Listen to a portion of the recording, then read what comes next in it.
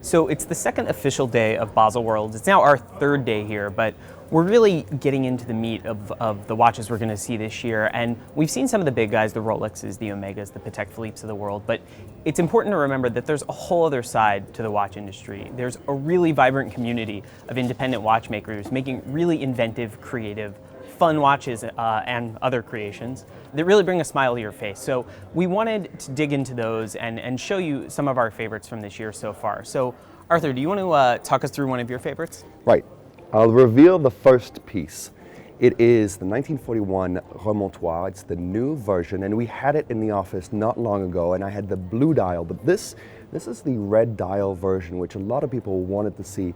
And it's not just any red dial version, it is Kari Voutilainen's personal watch. So the Daredevil brothers told me a little bit more about this partnership that they have with Kari Voutilainen. And what essentially happened is that Kari wanted one of the 1941 Roma, one of the original ones, the watch that won the men's prize at the Grand Prix de Genève a couple of years ago. But of course, he wanted one with one of his dials inside of the watch. Of course. Yeah. Why not? As one does. Of course. And the Daredevil brothers thought, you know what? Maybe we can extend that family and create a few more dials. So this is the red dial version. Just wanted to show it to people because it's been highly requested. Otherwise, it's in the same case. This one is in white gold. The blue version was in stainless steel. Can you tell us a little bit about this movement? I mean, we've talked about it a little before, but the finishing on this movement is incredible. It's absolutely insane. It's a very architectural movement. It's very deep. It's got a nice contrast between the bridges and the sides that are polished. And the Roma is just, it's a complication that very few people make because you don't need it in a watch. It's incredibly expensive to make and complicated to make. So this is really a very special piece. And I think one of the most interesting dress watches to come from the independents, because the independents, well, they like to go a little bit crazy, and we're going to talk about some of those crazy pieces right now. Yeah, I mean, carrying on from Kari Voutilainen, we have this watch, which is Kari's new creation, which is the Iso. At first glance, it looks pretty similar to what you're probably used to from Kari, but there's something interesting. You look at the outer edge and you'll notice that the minutes track probably isn't perfectly aligned in the way you'd expect, and that's because the hands make a full rotation around the dial 13 times every 12 hours. So actually the minutes track travels around the edge and the hands line up that way. So at the top of every hour, the hands are perfectly aligned. At the bottom of every hour, the hands are opposite one another. It takes a little getting used to if you're gonna read it. I've seen this watch a few times now and have definitely mistaken the time a couple of times, but it's a really smart complication. It's a different way of thinking about the movement of time. And then you, of course, have Kari's amazing finishing, both in the guillochage on the dial, and then the anglage work and the polishing work on the back of the movement. The bridge on this large balance wheel, I think, is one of the finest components being made in watchmaking today. It's really dramatic, it's really beautiful. And then you have all the little touches. You know, you have the beveling on the edges, you have the countersinks. It's really hard to argue with the finishing front and back of this movement. And then you get that additional level with this complication that doesn't scream complication. Most people won't even realize this isn't just a time-only watch. So we've just looked at two very classic watches from the independents, and now let's take a look at something completely different. It is the new Corona. It's called the Corona Daredevil, and it's from Stepan Sarbaneva.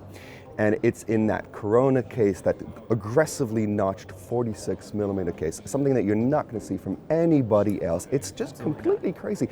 I think that he makes watches that he would like to wear first, and if the public happens to like it, great. And so this watch is special in the sense that it's all about the superluminova with this watch. It's got 4 different tones of superluminova in the dial. The dial is actually made of superluminova, and then you've got superluminova on the indexes as well.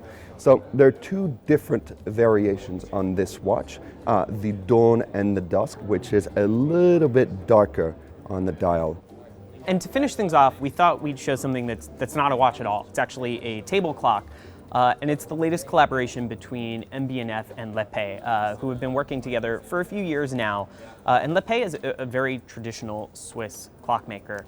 And MB&F partnered up with them to create clocks that are very much not traditional, as you can probably tell. So What we have here is the destination moon, and this is essentially a rocket ship constructed around a vertical clock movement.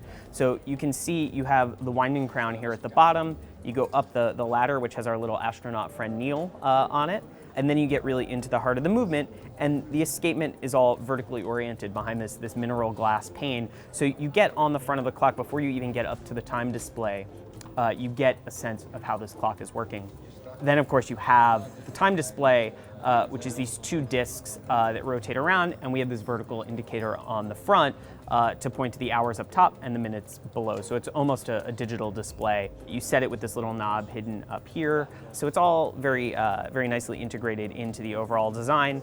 It comes in 4 different colors. We have the blue here, but it also comes in a green, black, and then a pure palladium plating. So I think you can see from the 4 pieces we have here that this is not Rolex, this is not Patek Philippe. This really is a whole other take on what modern watchmaking and modern horology can be, and it's one we really believe in and we really buy into. It's amazing to see these traditional finishing techniques used in new ways. It's amazing to see totally new complications being invented after hundreds of years of watch and clock making. And while the big guys are obviously important to pay attention to, and lots of people will end up with those watches on their wrists, we think this is something equally important to pay attention to. So make sure you keep following all of our coverage on Hodinkee in our iOS app, on social media, and of course on Hodinkee Live to get a behind the scenes look. And we're gonna have a lot more like this for you the rest of this week.